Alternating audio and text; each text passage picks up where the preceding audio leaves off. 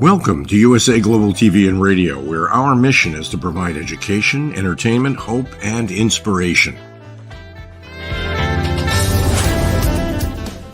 USA Global TV and Radio connects you with experts and audiences all around the world every single day to help you succeed in business and to live a richer life. Visit us at usaglobaltv.com to learn about career and life-changing training and mentoring programs like the Listening Mentor. Subscribe to our newsletter to stay informed about our special programs and offers. Discover how you can become a guest on one of our shows or a host or producer of a USA Global TV and Radio show of your very own. That's USA Global TV and Radio, where the doctor is always in.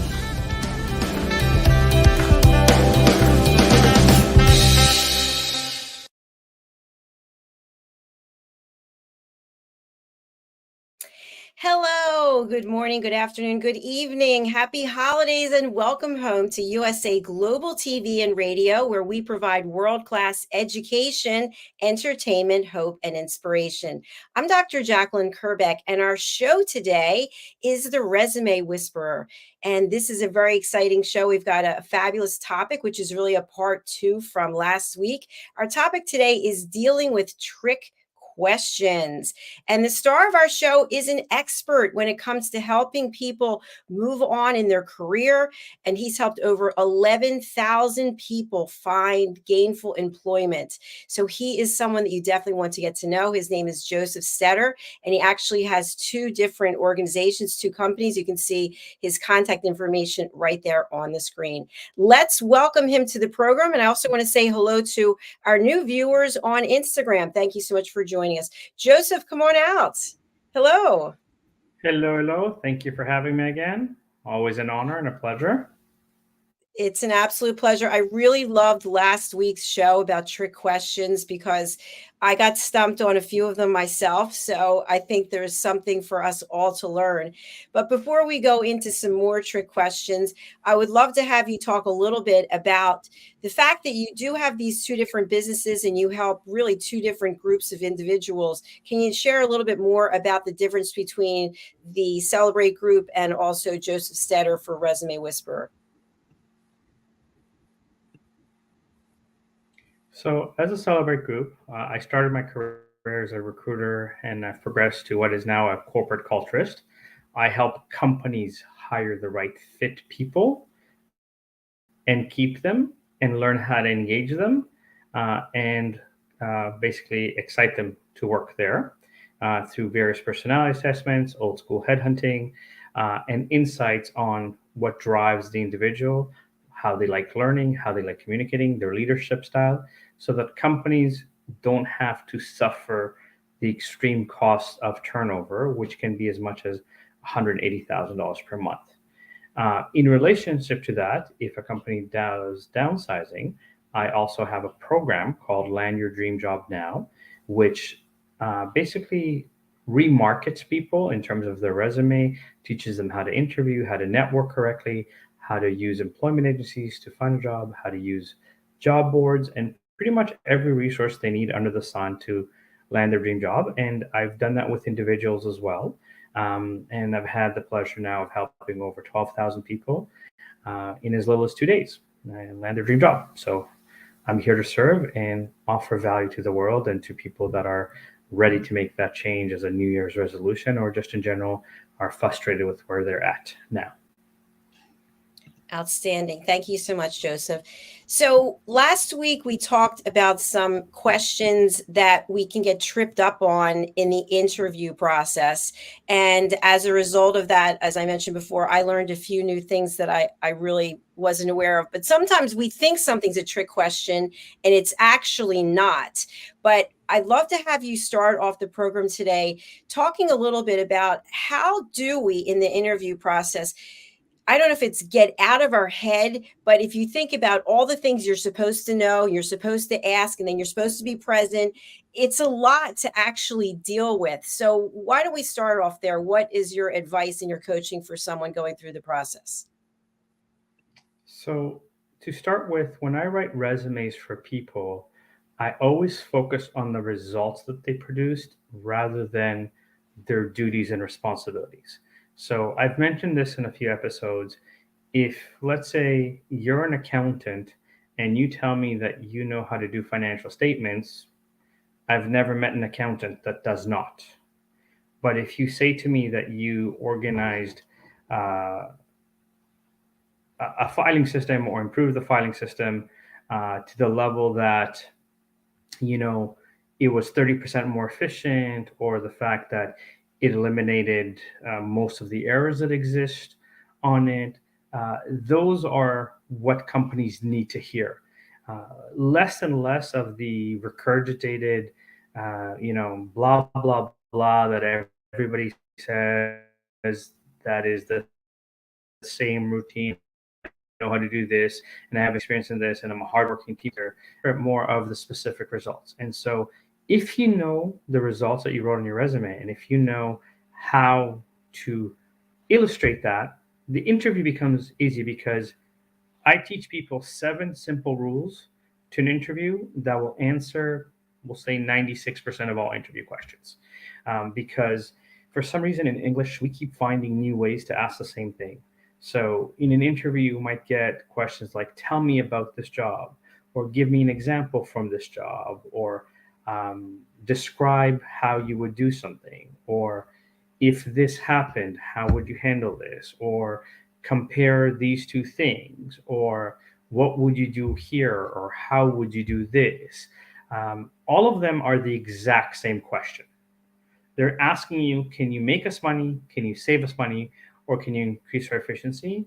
And if you can you prove it?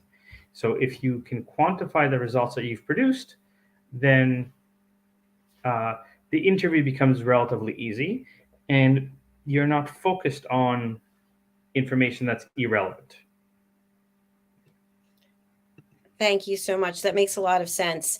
I know of a number of people personally who are looking to leave corporate and then go out on their own. And then at the same time, I know people who left corporate and then had to go back because they couldn't make their business work. And so this is the time of year when people are getting promoted. This is the time of year when people are getting laid off, the pink slip, so to speak. So or getting their bonuses and waiting to see if they got their bonus. Yeah. Holding their breath, exactly. So how would you guide someone who had their own business and then wants to go back into the workforce, as opposed to someone who is looking to change from one job or one career to another in the workforce? So this is an example of what we had with Etienne, that volunteered to have kind of a live critique of his LinkedIn profile and then eventually resume, because they tend to overlap. Again, if you were an entrepreneur, it's focusing on what you did as an entrepreneur that's relevant to the job.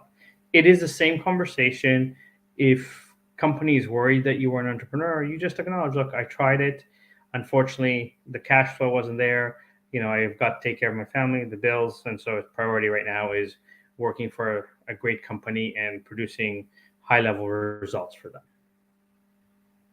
And would you advise someone who potentially, and I know the answer to this, but because we discussed it before, someone who's just watching for the first time, if you are an entrepreneur and maybe you're not making the amount of money that you want, to continue on and maybe get something on the side to bring in some of the revenue, is that viable? So we actually live in a huge gig economy. There is a massive list of things that people can do on the side. I usually share it as part of my course as one of my bonuses. So you could do things from, like, use websites like Fiverr and Upworks, where you can get paid to sing happy birthday or do something silly. You can do graphic designs and writing and translations and video games and a bunch of categories there. So there's websites like Fiverr and Upworks for that. You can get paid to be in experiential marketing. So if you've ever gone to Costco and they give you the product samples, they don't actually work for Costco. They work for experiential marketing firms. You can write blogs and articles and get paid anywhere from 2 cents a word to $500 a page on topics that interest you, such as makeup, shoes, hair, sports, whatever the case may be. You can be a virtual assistant. You can be you can create graphics in terms of logos and brochures and various graphics, even though AI has created a wider variety of ideas. You can be a dog walker, a people walker. Yes, there is a real profession called people walker, where especially after Pokemon Go came out, people were so into their phone and trying to capture the Pokemons that they walked into the middle of roads and highways and got run over. And so now there's a profession called people walker where in combination, if you're on your phone, somebody walks beside you and says, stop, traffic light. And also, it is now used for people that are trying to get into shape that want somebody to talk to while they're going for a walk. You can work in extras for movies. You can work in catering, which is great cardio, and you get fed really well at the end of the night and get to take some of the food home.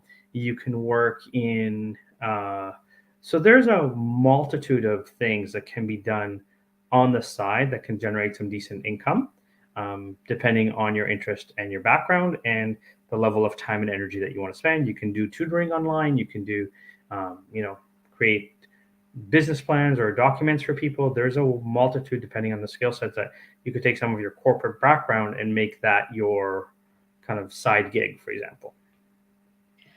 I am blown away with what you just shared, just extemporaneously off the top of your head, of all these different professions that are out there.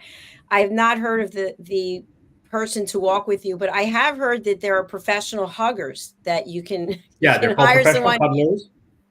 There's actually now, and I found this hilarious, I just saw a video on Instagram in the UK, people that are professional gnomes, like garden gnomes, where basically a gentleman lost his wife, needed some companionship, and he's paying people to sit in his yard and dressed as garden gnomes, for example. That's certainly creative. So, there's definitely, listen, depending on, obviously, if you're in the States, let's say in states like Florida, California, where it's beautiful weather all day, there is a platform called rover.com where you can get paid to babysit people's pets. So someone says, I'm going for a dinner, I need someone to watch my dog for 3 hours. And they'll pay you, let's say $20 an hour to watch the dog. So who knew? But that's great that you're sharing this information, giving right. people And then ideas. you have the typical Uber driving or Lyft driving, and you have the, Airbnb in your room and things like that. I mean, depending on time of year and depending what events are like, I was lucky enough to live in Vancouver during the Winter Olympics in 2000 and I want to say 9, 10. And I know people that rented out their apartment for like $7,000 for a week or something like that, because it was the Olympics. It was, and people were willing to pay it. So there's always different options that can be done. And again, depending on how much time and energy you want to spend on it, you can do data entry from home. There's a lot of, let's say, pizza places that as long as you have a microphone and a computer, you can log into your computer anytime you want and take orders for pizzas from your home, for example. So there's a wide, I actually give people about a 15-page list of resources these are all legitimate companies and websites that you can go for experiential marketing, for catering, for pretty much anything that you can think of. And it breaks down into categories and it tells you the pay ranges for each one, because I have both Canadian and American resources for people. That was going to be my question for you. Do you provide something for people to help them open their mind to other possibilities? So thank you for answering that. Yes. So let's start off with a question that comes to mind, because to me, I always feel like this is a trick question. So you are in the first interview, and one of the questions is, well, Josef, if we like you and we decide we want to give you an offer, how soon can you start? And then I might say, Well, I'm not really sure because I was planning a trip and I need to take some personal time when I leave my other job, and I don't think they're looking for that. But if you said, "Well, I can start 3 months from today because I have some other obligations." How does that sound?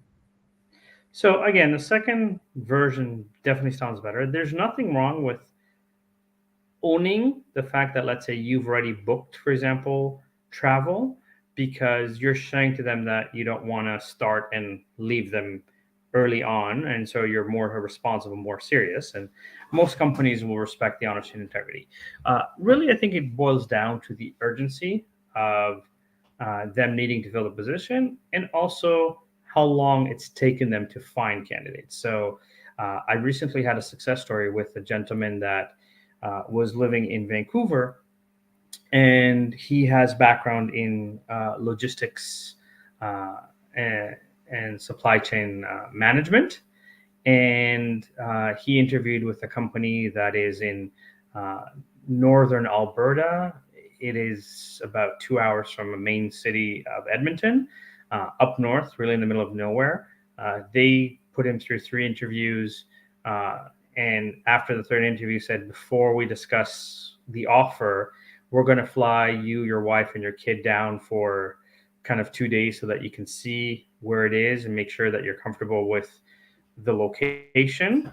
Um, and they also offered him over $30,000 to relocate. So they were ready and willing to wait for him because they couldn't find anybody for 6 months. And so whatever time he needed to pack up, and I think he requested about a month and a half to pack his things, finish up with, break his lease and everything like that. And they were okay with it because nobody else was even close to getting the job. Excellent. Thank you for sharing that. Okay, what about if the job requirements are pretty lengthy and you have most of them? You get into the interview, and I say, "Joseph, thanks for coming in. We are looking for someone with managerial experience, and I see on your resume you have project management experience. Have you actually managed people?" But generally, as a project manager, you do manage people. Again, every question, it's the wording that you choose, because the difference between a project manager and a director is that project manager makes sure that all the departments do their work. Director gives the strategy on how to do it. And the higher up you go, the less of the actual minutia you do, and the larger the range or scope of what you're doing. So it's all about the verbiage when you answer the question to kind of say, as a project manager, I had, let's say, 10 direct reports, or I was in charge of 5 different departments, and each department had between 5 and 30 people that I was responsible for the input that they gave. Thank you so much. Okay, we are going to continue on with our conversation, but we're going to take a break and we're going to hear from one of our sponsors. So I just want to thank everybody who's joined us. I see there's a number of people who have logged in on all the various platforms, which is super. If you happen to have a question that you would like to have answered, please feel free to drop it into the comments. And this is this is part 2 of dealing with trick questions. So if you happen to miss last week, just go over to our YouTube channel, which is USA Global TV and Radio, which is where we just crossed over 1 million views this year. And I think that was about a week and a half ago. So thank you again to everyone who is watching and listening. Okay, we're going to take a look at a couple sponsorships. We'll be right back. Stay with us. Hello, everyone. I'm Simon MacDonald. I live in the West Highlands of Scotland, a very beautiful part of the world. Seems a long way from the USA Global TV station. But remember, USA Global TV is worldwide. It's a fantastic platform. And every Wednesday, I come along here as part of the show of the United Kingdom, News and Culture. And it's just like a family reunion each time. It's one of these amazing stations that has such a beautiful, friendly, and intelligent atmosphere as well. And we reach out to an audience in the most unimaginable places. And I came here, I don't know, must be over a year ago now. I was introduced by Dr. Philip Chan, and I met Ian Plum-Turner and Helen Achard, who are co-presenters on the show.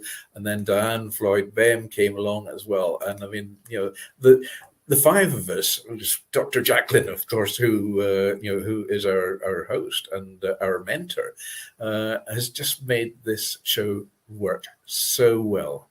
Tremendous people, lovely time we have, and we impart a lot of information, a lot of knowledge. Nothing's rehearsed. It's all done off the cuff, and it all just gels. And we get great feedback from people coming back and saying how they're enjoying the show. It's lovely to hear, and it's lovely to get that interaction from outside as well. And we're all listeners, and some of us are elevated listeners as well. So we enjoy every second of it, and we hope you do too.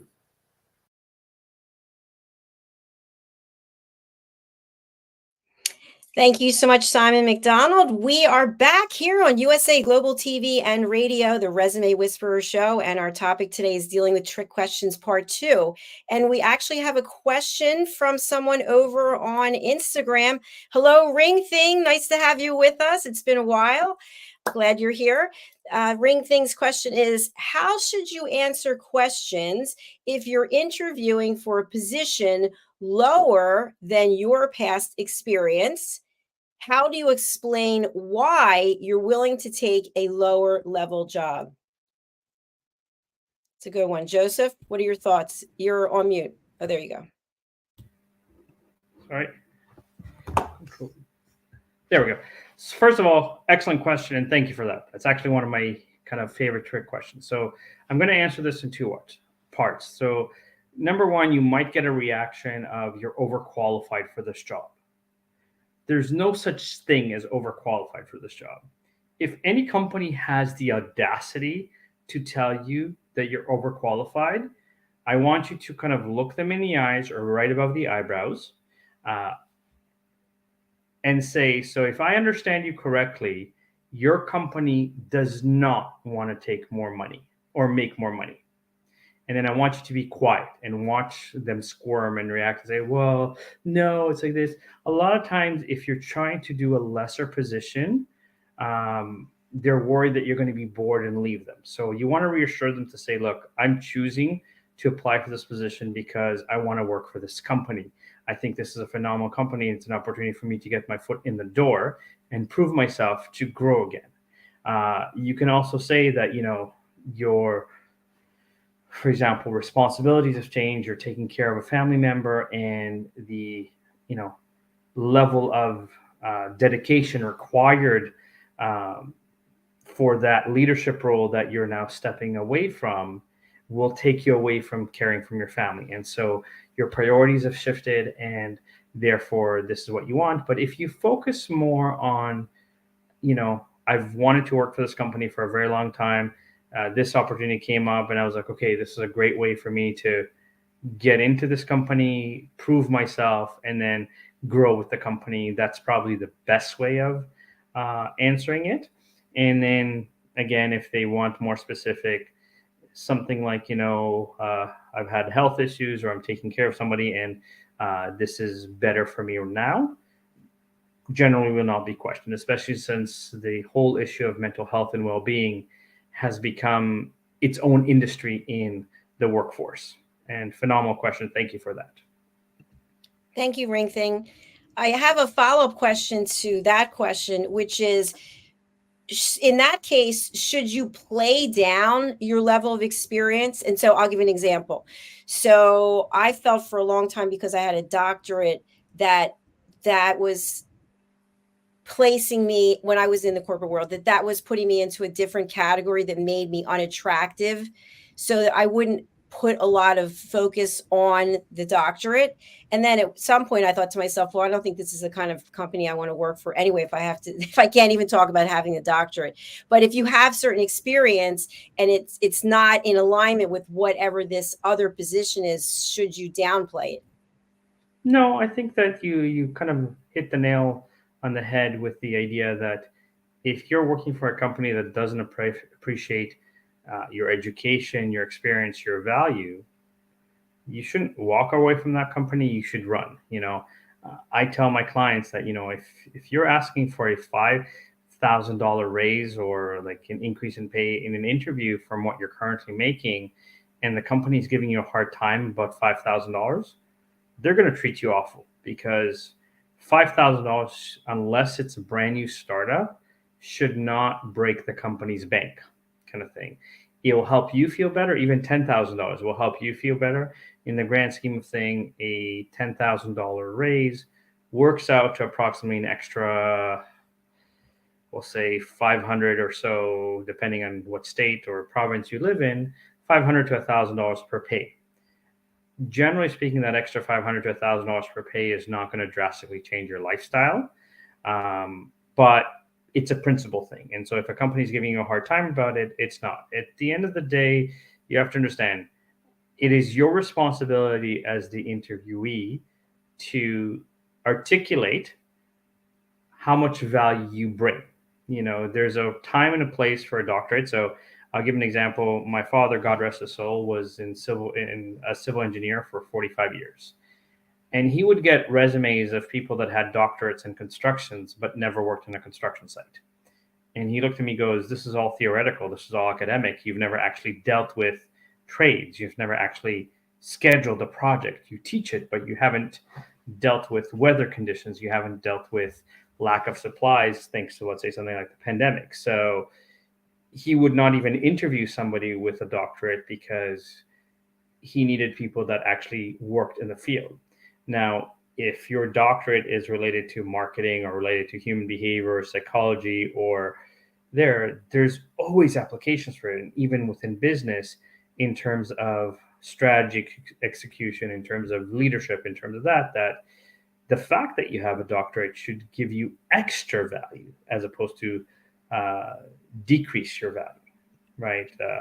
There's a very, very famous, we'll call it, story where this naval ship that breaks down, and all of the engineers are trying to figure out how to fix it. So they call this guy that's been an engineer for 30 years, and he comes in and he taps his fingers a little bit on the boat, goes to his toolkit, grabs a hammer, hits the hammer, the engine of the boat starts working. And he sends an invoice to the VP for $10,000. VP looks at the invoice and goes, "Okay, you were here for 5 minutes." So he emails the expert, "Can you give me a detailed breakdown of why this is $10,000? And the engineer with 30 years of experience says, $2 for a hammer, $9,998 to know where to hit the hammer. So again, if you've got a PhD and you've earned the right to say this is how good you are, don't belittle that. I've helped 11,000 people. I've invested 30,000 hours in helping people find a job. I've written 11 books. I've contributed to multiple articles. I've earned the right to say this is why my opinion is relevant. I'm not just somebody that got into recruiting, worked in it for 6 months and said, I'm an expert now because I've worked in recruiting. There's experts and there's experts. You need to know what you're dealing with. Excellent answer. Thank you so much. I'm wondering, as a follow-up from that, if you don't have exactly what they're looking for, can you, because it's an objection, right? We're looking for someone who has XYZ experience. Can you say to them that you will get that experience while you're doing the work, that you're so committed and so passionate that that is exciting, that you're going to be able to learn something else? Like, let's just say it's the Microsoft platform and you don't know it. Well, you could take training so that you can learn it. So instead of taking that as an objection and being singled out that, no, we can't include you in this process anymore, you can say that I'm willing to take the training. I'll pay for it myself. Again, I would go back and kind of go like this. As a recruiter, if a candidate has 60% of the skill sets that my company is looking for, I consider them a great candidate. The reason being, if it's something technical like Microsoft Office, if All the other skills, like the personality traits, the technical skills, are there. A great company will pay for you to learn Microsoft themselves, right? But again, if we're talking software, every company will pay for you to do training on it. At the end of the day, if you can highlight the results that you produce, your leadership style, your communication style, your ability to solve multiple problems or deal with multiple projects at the same time, the individual technical skills is going to be mute. Similarly with the negotiation of salary. If you've demonstrated the value that you bring to the table and the employer has understood that at the bare minimum, you're going to 10x their investment in you, so if you're asking for a salary of, just go with round figures, $100,000, if you're good at what you do, you should be generating them $1 million. If you're asking for a salary of $250,000, you're going to generate them $2.5 million. So paying $5,000 for training is redundant to them because they're still making $2.5 million. Thanks so much for clarifying that. Now, when someone comes to you and they're working with you, do you want them to be completely authentic about what's happened in their career? So in other words, they don't have on the resume, obviously, that they got fired, but they did get fired, or they're about to get fired.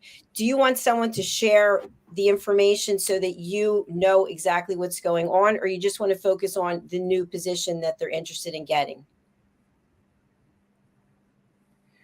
Okay, so I think there's a little bit of background work that needs to be done from a perspective of, were they fired because it was a very bad culture, or were they fired because they sexually harassed somebody, or stole something from the company, or were liable, kind of thing. Like I've personally experienced extremely toxic work environments.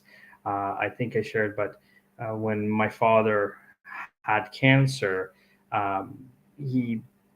because he had a massive heart attack during his life, his heart was completely destroyed or killed. And so when cancer came in, they couldn't do chemo, or they couldn't do radiation with the chemo because it would affect his heart, and they couldn't do bypass on his heart because of the cancer. So his breakfast was 18 pills, and his chemo had to be a customized cocktail that they had to give him. And so where there's a level where my father had chemo and got pneumonia and was rushed to the hospital. And I was working in a private college where I was averaging 70, 80 hours a week, working 6 days a week from 9 a.m. to 9:30, 10 p.m. daily, and then Saturday, for example. And I walked into the owner's office and said, my father nearly died. I need to leave. And the owner looked at me and went, no, I think you're lying. I said, I work here 6 days a week. I'm working 80 hours a week. Do you honestly think that my excuse to leave work early would be my father nearly died? She's like, yeah. And I looked at her and I said, I have one father. I can find another effing job. And I walked out. The next morning, I came in with a box ready to be fired. And she came into my office, was like, how's your dad? I'm like, he's in ICU, but he's stable. I'm going to go back to the hospital today. And she looked at me, she goes, you weren't lying. And I looked at her, I'm like, what's wrong with you? Like, really? My father nearly dying would be my excuse to leave work early when I'm here 6 days a week. I was out of that job within 2 weeks, and then I filed a massive complaint against her and had her school shut down completely. So, you have to take things with a grain of salt, that sometimes, you're in the wrong place at the wrong time. Sometimes it's a cultural thing. Sometimes it's a clashing of personalities, and that does happen. Sometimes it's just an environment where, they suck the life out of you, right? I worked for an experiential marketing firm where I was the director of HR. I had a team of 10, we were finding 200 to 400 candidates per week for really, really horrible jobs. But when I say horrible, like the sales managers would scream and yell at people in front of everybody. The sales managers would send emails at 2 a.m. saying, I've switched your work location, and if you're not at work at 9 a.m., you're fired. But the VP of operations was like, the sales managers are gods, so do whatever they say. And I'm like, there's only so much I can bleed from a rock. And so as much as I went up to bat for my team, I was like, unless you're willing to spend more money or fly my team down so that we can put boots to the ground and talk to people, we've milked every possible candidate from 3 different job boards and continue to find you 200 a week. So I've been in situations where it was very bad. Unfortunately, a lot of people that are in leadership have titles but still act as managers. The difference between a manager and a leader is that a manager is worried about losing their job. A manager will micromanage you, look over your shoulders, scream at you, yell at you. A leader wants to lose their job, because if I'm doing a great job, and Dr. Jacalyn, and you're working for me, and you get promoted to my position and I'm out of a position, one of 2 things will happen. Either I got promoted into an even bigger leadership role because of how well I groomed you, or I did such a good job that I'm out of a job. But because I did such a good job, other companies will recognize my leadership and offer me a lot more to come work for them. I think you've really brought to light that it's all about perspective and how to look at things. And thank you for the transparency about your dad. That sounds like it was a horrible situation. But I think it's a good example for other people that you have to decide how much you're going to put up with. You have to decide, is this the culture for you? Are you shining? Are you blossoming? Are you growing in this culture? Or is it someplace where you feel like you're stymied or you're just being micromanaged, to your point? So I'd love to talk And with again, the you time. also have to take a look. Sorry, I just want to add that you also have to take a look at, your mental health and your emotional, your physical health. At a certain point, as much as you need the income, in many cases, it's not worth you dying. And, I've been in situations where it was so bad that, coming from a family that's very risk averse, for me to quit my job before there was another job was horrible. And my family was very judgmental and like, how could you do that? But I was like, if I don't do this, I will end up in the hospital, because that's how stressed I was from it. So, you have to take things with a grain of salt. So yes, I do ask my clients to give me some background, because part of my coaching is to help them transition why they have a gap of, let's say, 5 years in their work, or, why they switch jobs so frequently in this time period. Because I need to coach them on how to say that in a way that doesn't hurt them. And Joseph, I just wanted to share with our audience, because I think it's interesting how you and I connected, and I hope that people will take this away and that they'll reach out and connect with you, that you found us through Google and then reached out, and you were on our reunion show last year. That was the first time that we met. And then I actually referred someone to you to help her find a job. And she just was so positive across the board about how you treated her and how the process went. She just couldn't have been any more appreciative. So now you're here with your own show. We're still actually talking. So we're still kind of checking in with each other, and we'll call it a remote friendship in that as well. That's fantastic.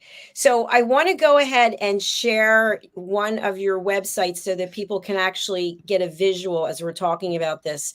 So this is JosefStetter.com. And for people who are listening on audio only, it's his name, JosefStetter.com. What do you want people to know about your website? What really resonates that you want people to take away? Again, it's a quick background of my accolades, but it's also a matter of here's what I can do for you. So if you're an individual that's kind of ready to go New Year's resolution, or I need a better job, I need to take care of my family, I can make that happen. You shouldn't need to struggle for 6 months to a year to find employment. It can be done in as little as 2 days if it's done correctly. I've had the pleasure of having about 30 people get hired in about 2 days in their dream job or ideal job. And again, a lot of it is how you word your resume, how you word your answers in interviews, and avoid traps of being negative or focusing on the wrong things and talking about the wrong things. Giving you the correct resources in terms of how to network, where to network, what to wear, what to say, how to follow up, how to optimize your LinkedIn profile, how to work with employment agencies, how to beat the job boards. And pretty much I've done the homework for you. All you have to do is listen to the coaching and take action. I just had a situation where I was coaching somebody and I said, don't just send resumes. You have to follow up and call, and you have to check. The person never followed up, never checked, and was like, oh, you're not helping me. I'm like, but you haven't done any of the work that I've told you to do. You need to take responsibility that I've done research for you. I've given you the names of companies. I've sent emails on your behalf on LinkedIn to start the conversation. But if you're not following up on them, if you're not getting a hold of them, that's your responsibility. Understand that I can give you the resources, I can give you the tools, I can give you my 30,000 hours of expertise and put it in ways that directly relate to your communication style, directly relate to your experience, directly relate to your job market. Because I do my homework when I coach people to make sure that even though I've created kind of skeletons that people use, you're the one that chooses which meat is on it. You're the one that chooses which spices go on it. But the templates of, let's say, these are the 7 rules for an interview. I explain to you the psychology of the interview questions. I explain to you the formula, and I kind of go, okay, now let's do some practice questions where you're going to use the psychology and the formula to answer the interview questions in your own words and in your own style of communication. But I can get you to the interview. You still have to interview. You still have to follow up. You still need to do certain things to make sure that you're successful. And if you don't do those things, then you're going to spend 6 months to a year going, there's no jobs out there. No, there's jobs. You're just looking in the wrong places, or you're doing the wrong things. And it's changing the conversation, because part of what I'm trying to do with this podcast, part of what I'm doing with my courses is to break the sea of sameness, that everybody has the same looking resume. Everybody has the same approach to an interview. Everybody answers the same way.